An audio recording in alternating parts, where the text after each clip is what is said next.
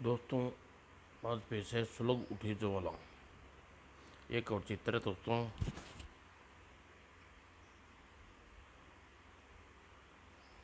संजय सलीम अपने दोस्त के निमंत्रण पत्र छुट्टियां बिताने शीतलगढ़ आए हुए थे। एक पागल बुढ़िया संजय को अपना बेटा व सलीम को उसका दोस्त समझ बैठी। संजय सलीम मेरे बच्चे के जानती थी कि वह ज़रूर आएंगे। और लेकिन संजय ने इनकार करने पर वह उसके बेटे नहीं है तो राधा बेहोश हो गई और उसे हॉस्पिटल ले गए। किसी हालत में डॉक्टर है साहब, घबराने की कोई बात नहीं है, सुबह तक होश आ जाएगा। और फिर अचानक ही संजय से पूछने पर राधा उन्हें उनका बेटा क्यों समझ बैठी तो चंदर के पिता ने उसे बताया, बेटा दरअसल तुम्हारी और सलीम की शक्ल में उन बल्कि नाम भी वही जो राधा बहन के बेटे थे उसके दोस्त थे। आज से 20 साल पहले राधा बहन इकलौते बेटे संजय के साथ गांव में आई थी। लेकिन संजय न केवल पढ़ाई में नालायक था बल्कि छोटी सी उम्र में बुरी आदतों का शिकार हो गया था।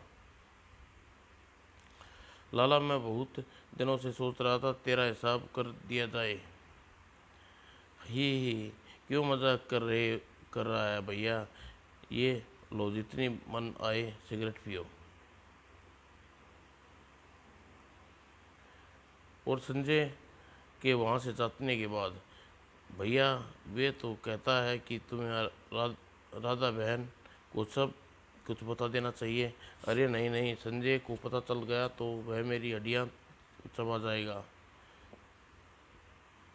फिर एक हादसे में संजय की दोस्ती सलीम नामक एक लड़के से हो गई और शक्ल में सलीम हूबहू मिलती थी। खुदा कसम इस यारी मरते दम तक निभाएंगे। तो मिला हुआ था और दोनों दिन दिन दिनों दिन संजय और सलीम की दोस्ती गहरी होती चली गई। और एक दिन घर आने पर तुम्हें जब होश संभाला तो खुद को फुटपाथ पर पाया, वहीं पर बड़ा हुआ और एक दिन वहीं पर दम तोड़ दूंगा। ऐसा नहीं कहते बेटे, आज तुम इसे मुझे अपनी माँ समझ सकते हो। और इस प्रकार दुख के दिन बीत रहे थे, के दिन बीत रहे थे। संजय की सालाना परीक्षा आ गई थी। माँ मुझे आशीर्वाद दो, मेरा पेपर अच्छा हो। बेटा आशीर्वाद सदा तुम्हारे साथ रहे बेटा। लेकिन परीक्षा में संजय नकल करते हुए पकड़ा गया और उसे अपनी माँ को बुला कर लाने को कहा गया। मैं तुम्हें कोई बकवास नहीं सुनना चाहता, तुम जा सकते हो। सर प्लीज़ मुझे इतना कठोर सजा ना दीजिए। लेकिन संजय की कोई फरियाद नहीं सुनी गई और स्कूल से बाहर कर दिया गया। संजय अपने इस अपमान का बर्दाश्त न कर सका और उसने भयंकर निर्णय लिया। मास्टर हवेली राम, मेरी माँ तो कल स्कूल में आए या ना आए, लेकिन तू हरगिज स्कूल नहीं आएगा। और संजय चाकू मारकर संजय भाग खड़ा हुआ। लेकिन अपने दोस्तों सलीम की को अपनी माँ का ख्याल रखने के कहकर वह ट्रेन में सवार हो गया और सलीम उसे जोधापुर जाने को कहा था और उसे कुछ पैसे के साथ साथ अपने एक रिश्तेदार का पता भी दिया था। हाँ बच्चों, यहाँ तक की कहानी आपने कानून का खून में पढ़ चुके हो। अब आगे पढ़िए। और अगले शाम संजय ट्रेन से जोधापुर स्टेशन पर रुकी। संजय सबकी नज़र बचाकर बाहर आ गया और वह सलीम के दिए हुए पते पर पहुंचा। रात गहराई थी। क्या करीम खान यहीं रहते हैं? नहीं बेटे, वह तो 1 साल पहले घर छोड़कर शहर में जा बसे हैं। क्या क्या आप मुझे उसका पता बता सकते हैं? नहीं बेटे, उसका पता नहीं मालूम। लेकिन रात बिताने की वजह से संजय ने एक पेड़ के नीचे सो गया और आधी रात के करीब अचानक शोरगुल सुन उसकी आंखें खुली। बचाओ बचाओ! ओह, यह शोर कैसा? कमीने, छोड़ दो, छोड़ दे मेरी माँ को। ओह, मुझे इस महिला को इन गुंडे से बचाना चाहिए। और अगले ही पल, संजय, यह छोकरा कहाँ से आ गया? अरे, यह छोकरा कहाँ से आ गया? पकड़ लो इसका टेटुआ, दबा दो साली का। मगर इससे पहले कि कोई कुछ कर पाता, संजय ने अपनी जगह से उछाल भरी, दाएं दाएं दाएं, तड़ाक तड़ाक। हाय, मर गया। और तब तक शोर सुनकर गांव वाले भी वहां पहुंचे। इस कमीने को पुलिस के हवाले कर दो। बेटे, तुम्हारा यह उपकार कभी नहीं भूलूंगी। यह तो मेरा फर्ज था माँ जी। तुम्हारा नाम क्या है बेटा? और मेरा, जहाँ तक मेरा ख्याल है, तुम हमारे गांव के नहीं हो। जी हाँ, ठीक कह रही हैं आप। मेरा नाम संजय है। मैं यहाँ किसी रिश्तेदार से मिलने आया था, लेकिन पता चला वह गांव छोड़कर शहर में बस गए हैं। दूसरा ठिकाना न होने के कारण मैं चबूतरे पर सो गया था। आज तुम मेरे साथ रहोगे बेटे, और मैं तुम्हें राजू कहा करूँगी। लेकिन लेकिन वो माँ जी, लेकिन कुछ नहीं। तुम्हें लेकिन कुछ नहीं, किंतु तुम मुझे माँ कहा है, इसलिए तुम मेरी बात माननी होगी। आओ मेरे घर चले। और एक दो दिन उनके साथ रहने के पश्चात, ओह, इन्हें खुद पर एक वक्त की रोटी मुश्किल से मिलती है। ज़मीन होते हुए भी यह उस पर फसल नहीं बो पाते। मुझे इन लोगों को बोझ बनना की बजाय कुछ ऐसा करना चाहिए ताकि इनके घर में गुजारा आराम से चल सके। और संजय ने शारदा देवी की सलाह मशवरा करके संजय ने खेत जोतने के बाद सलीम के दिए हुए पैसे से बीज खरीद कर गेहूं की फसल बो दी। ओह, राजू तो मेरे लिए साक्षात राम बनकर आया है। और उधर शीतलगढ़ में उस्ताद, अरे पिंटो, तुम आओ, क्या खबर लाए हो? उस्ताद, बुरी खबर है। क्या हुआ? उस्ताद, लाला चमनलाल ने राधा मौसी के घर से निकाल दिया है। क्या? उस कुत्ते की इतनी हिम्मत? माँ इस समय कहाँ है पिंटो? मैं उसको जोसेफ अंकल के पास छोड़ के आया हूँ। यह तुमने ठीक किया जोसेफ अंकल के कहना कि वह माँ की पूरी ख्याल रखे। ठीक है उस्ताद। पिंटो के जाने के बाद, लाला, आज आधी रात तेरी आखिरी रात होगी। और रात को कुछ देर बाद, उठ लाला, तेरी मौत सामने खड़ी है। कौन? सलीम, तुम? हाँ लाला, याद है मैंने कहा था कि जिस दिन तुम संजय के घर की तरफ भी बुरी नज़र से देखोगे, वह दिन तुम्हारी ज़िंदगी का आखिरी दिन होगा। प्यारे, आज वह दिन आ गया है। मुझे माफ़ कर दो सलीम बेटे। मैं तुम्हें एक शर्त पर माफ़ कर सकता हूँ। क्या? इस कागज़ पर जैसा कहूँ वैसा लिख दो। मुझे मंजूर है। तो लिखो कि मैं अपने अकेलेपन से तंग आकर आत्महत्या कर रहा हूँ। मेरी मौत को किसी का जिम्मेवार न ठहरा जाए। नहीं, ऐसा मैं कहता हूँ वैसा लिखो, वरना तुम्हारे शरीर के टुकड़े करूँगा। लोग पहचान भी नहीं पाएंगे यह बकरे का गोश्त है या आदमी का। ठीक है, ऐसा मत करना। जैसा तुम कहते हो मैं लिख देता हूँ। शेर दी। लो भाई, मैंने लिख दिया। मुझे देखने की ज़रूरत नहीं है। कागज़ को स्टूल पर रख दो, किसी चीज़ से दबा दो ताकि मेरे हाथ मेरे साथ आओ। लाला सलीम एक अन्य कमरे में पहुंचा। यह क्या है सलीम बेटे? तेरी मौत का सामान। क्या मतलब? मतलब ये, जैसा तूने कागज़ पर लिखा है वैसा ही करोगे। नहीं नहीं, मुझे मत मारो सलीम बेटा, चाहे मेरी सारा धन दौलत ले लो, पर मुझे छोड़ दो। यह फैसला करने का तुम्हें बहुत देर कर दी लाला। अब सलीम तुम पर रहम नहीं करने वाला। सलीम ने ज़बरदस्ती स्टूल पर चढ़ाया और फांसी का गले में डाल दिया। और उसके बाद आह, कुत्ता साला तू। उसके बाद जोसेफ अंकल के घर। सलीम बेटे, तुम यहाँ इतनी रात गए? हाँ अंकल, एक लंबा अरसा किस्सा ख़त्म करके आ रहा हूँ, कहकर सलीम ने जोसेफ के बारे में सब बता दिया। सुनकर तुमने क्या किया बेटा? लाला का खून कर दिया। आप चिंता मत करें अंकल, पुलिस को उस कत्ल सिद्ध नहीं कर पाएगी। बेटे संजय की कोई चिट्ठी आई नहीं अंकल, काश उसे पता चल जाता कि मास्टर हवेलीराम मर मर नहीं जिंदा है। वह उसके सिर पर बहुत बड़ा बोझ उतर जाता।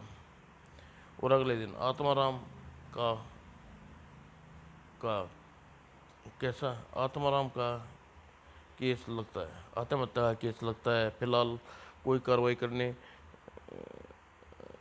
इस केस की फाइल बंद कर दी जा गई। और उधर धीरे धीरे समय बीतने के साथ 2 माह में मेघापुर गांव में कितनी अच्छी फसल हुई है। अब हमारे धर्म घर में किसी चीज़ की कमी नहीं रहेगी। यह सब आपके आशीर्वाद और सोहन के संयोग का फल है माँ, वरना आज अकेला कुछ क्या कर सकता था। मेरे बच्चे, तू कितना महान है जो अपने श्रेय हम दोनों को दे रहा है। जी माँ। और कुछ दिन बाद, शारदा शारदा तुम कहाँ हो? स्वामी शारदा हमेशा सुखी रहो।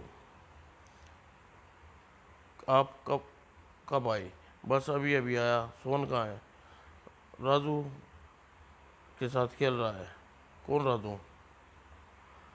उसके बारे में आपको बाद में बताऊंगी, पहले आप यह बताइए कि आप इतने दिन तक चिट्ठी क्यों नहीं डाली? मैं तुम्हें अपने बारे में बताकर परेशान नहीं करना चाहता था शारदा, वरना यह कृतन शिष्य ने दूसरी दुनिया में पहुंचाने में कोई कसर न छोड़ रखी थी। क्या आप क्या कह रहे हैं? तब मास्टर हवेलीराम अपनी पत्नी को सारा किस्सा सुना डाला। और सब कुछ जानकर तो क्या वह अभी भी पकड़ा नहीं गया? नहीं, पुलिस उसकी तलाश कर रही है। अच्छा, अब आप हाथ मुंह तो धो लीजिए, आपके लिए जलपान कर लाती हूँ। और उसके बाद तुमने बताया नहीं शारदा कि तुम और सोन कैसे हो? बस किसी तरह पेट भरते हैं हुए हैं। अरे यह हमारे राजू की फ़ोटो है। राजू, ज़रा दिखाओ तो। देखिए, इस अखबार में कितनी सुंदर तस्वीर छपी है, लेकिन ज़रूर उसने कोई महान कारनामा किया होगा। अरे भगवान, यह तो राजू नहीं बल्कि वही बदमाश संजय है जो तस्वीर संजय की तस्वीर है जिसने मुझे चाकू मारा था। क्या? हाँ ठहरो, मैं भी पुलिस को सूचित करता हूँ। नहीं नहीं, रुको स्वामी। क्या हुआ शारदा? तुम्हारा चेहरा पीला क्यों पड़ गया? आप हमारे मन में आप मेरे मन में उजड़ रहे तूफान को नहीं समझ रहे स्वामी, कहकर शारदा ने सारा किस्सा मास्टर हवेलीराम को बता दिया। और सब कुछ सुनकर मास्टर हवेलीराम अपने कानों पर विश्वास नहीं हुआ। यह क्या कह रही है शारदा? मैं सच कह रही हूँ स्वामी। और संजय और सोन खेत से वापस लौटे। मास्टर जी, बापू बापू। अच्छा बेटा सोन, तो मास्टर जिंदा है, बोलना, तेरा लाख लाख शुक्र है। तभी एक विचार दिमाग में आते ही संजय बेचैन उठा। मास्टर तो शारदा माँ का पति है, यानी मैंने शारदा माँ की नज़रों में गिर चुका हूँ। मुझे इससे पहले मास्टर जी मुझे पकड़कर पुलिस के हवाले कर दे, मुझे यहाँ से भाग जाना चाहिए। और अगले ही पल मुझे यह गांव छोड़कर जितनी दूर हो सके निकल जाना चाहिए। और सोहन बेटा, राजू कहाँ गए?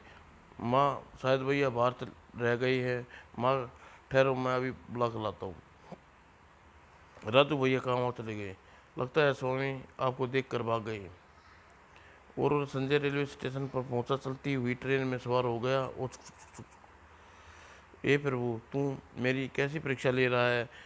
माँ जैसी एक और माँ मिली, उसको भी अपना सारा प्यार मुझ पर न्यौछावर कर दिया था, लेकिन आज तूने मुझसे उससे भी मुझसे जुदा कर दिया। क्या मैं ज़िंदगी भर इसी तरह भटकता रहूँगा।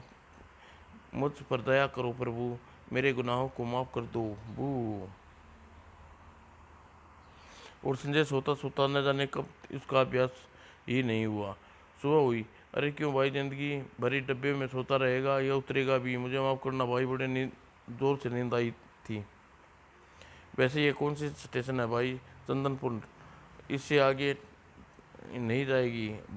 चलो नीचे उतरो, मुझे डिब्बा सफाई करनी है। हे प्रभु, यह तूने मुझे किस गांव के निकट एक प्रभु मुझे मेरे गांव के ही निकट ले आया। और जब गांव लेकिन मुझे गांव न जाकर शहर ही जाना चाहिए।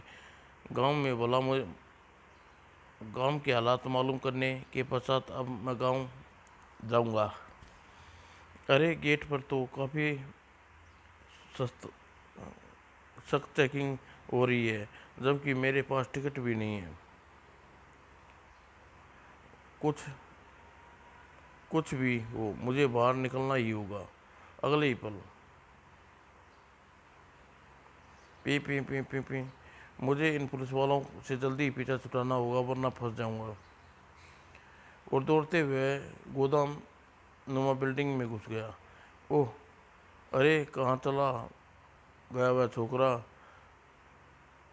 आते तो इधर ही देखा था। ओह, जान बची। तभी चुपचाप बाहर निकल जा छोकरे।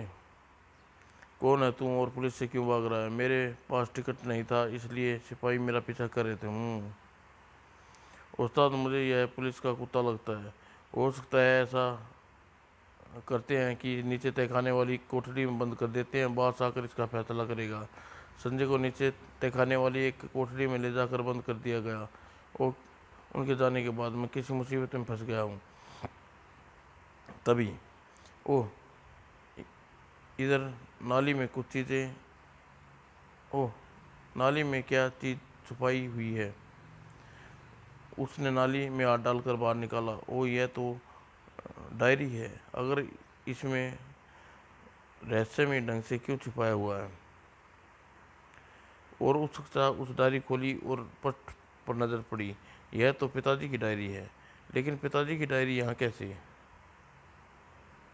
और संजय ने डायरी के पन्ने पलट लगी। आज मेरा पार्टनर शिव प्रसाद मुझे लवर की रिवॉल्वर की नोक पर तमाम व्यापारी दस्तावेज पर दस्तखत करा लिए। यानी मैं यानी एक प्रकार से उसने मुझे भागीदारी कै से हटाकर सारे कारोबार हथिया लिया है।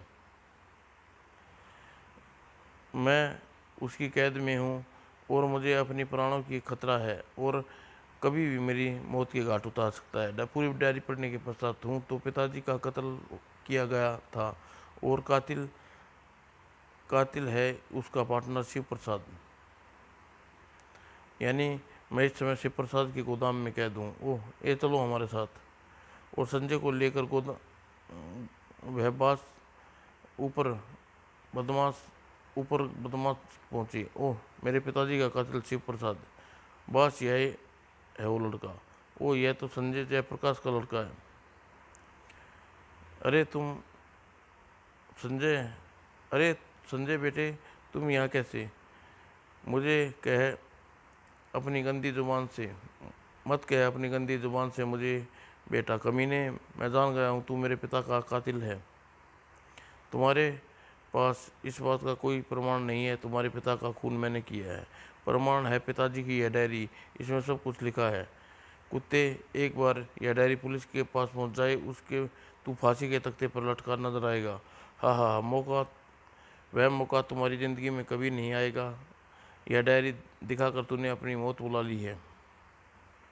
कहने के साथ ही शिव प्रसाद ने संजय के पीछे खड़े बदमाश को इशारा किया। अगले ही पल हाथ। मूर्ख छोकरे, अपने प्राणों की खैर मना। इससे मुकाबला कर पाना मुश्किल है, मुझे यहाँ से भाग जाना चाहिए। और दूसरे पल भून डालो इन्हें, दाएं दाएं दाएं दाएं। थोड़ी देर बाद सारी बात वह छोकरा जिंदा बचकर निकल गया। कमबख्त गजब का फुर्तीला था और एक भी गोली नहीं लगी। तड़ाक। कमबख्तो तुम नहीं जानते कि वह छोकरा भविष्य में हमारे लिए कितना खतरा साबित हो सकता है। खैर फिलहाल उस लोग को यह अड्डा खाली कर दो और वह पुलिस को लेकर यहाँ आएगा। और दौड़ता दौड़ता संजय पुलिस स्टेशन पहुंचा। इंस्पेक्टर साहब, ओह, तो यह तो संजय है जिसने मास्टर हवेलीराम को कत्लेराना हमला किया था। अगले ही पल सिपाहियों गिरफ्तार कर लो इसे।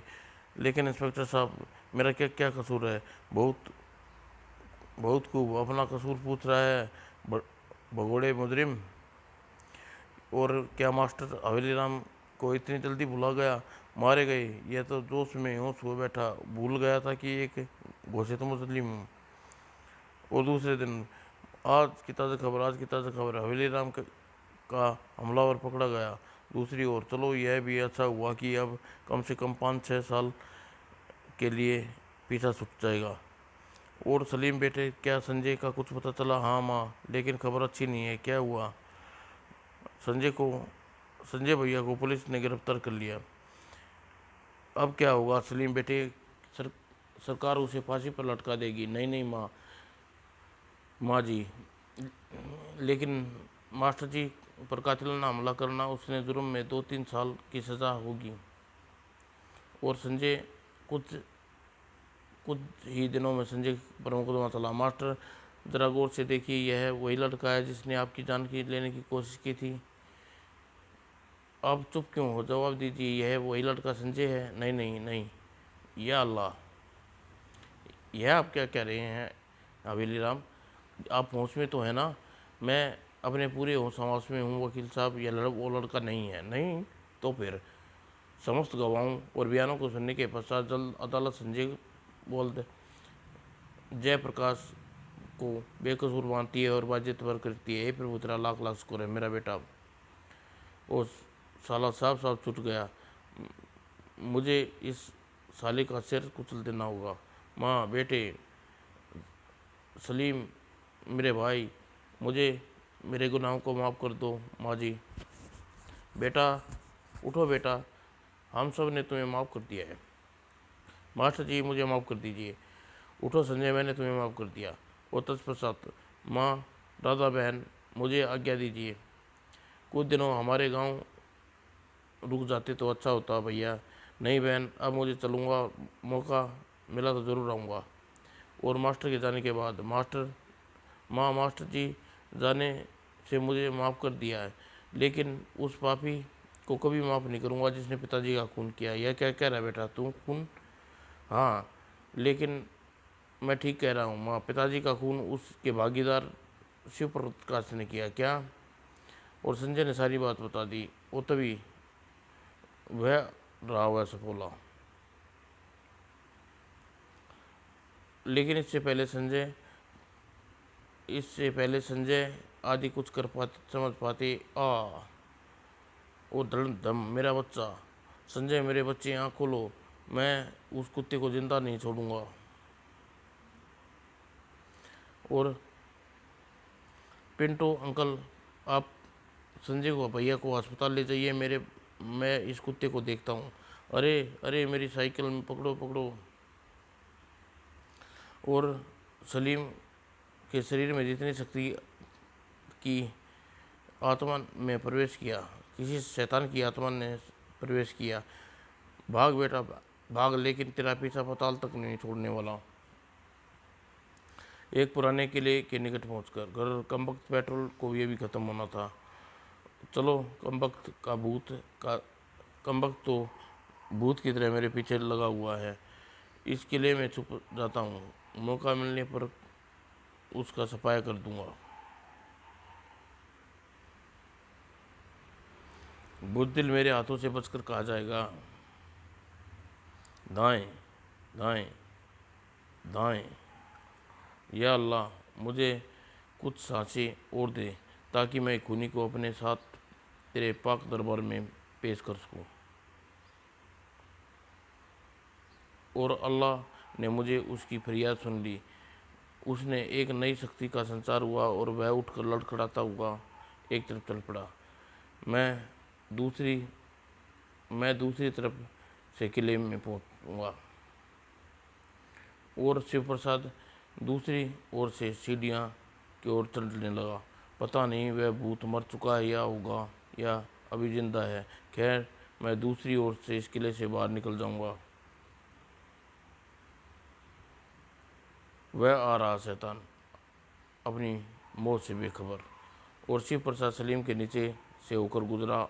आह आह ग्राम। और इससे पहले संजय इससे पहले जोसेफ अंकल संजय अस्पताल जा पाता, संजय ने दम तोड़ दिया। ओह नहीं, ओह गॉड, यह तूने क्या किया? नहीं संजय बेटे, तूने इस तरह अकेला छोड़कर नहीं जा सकता।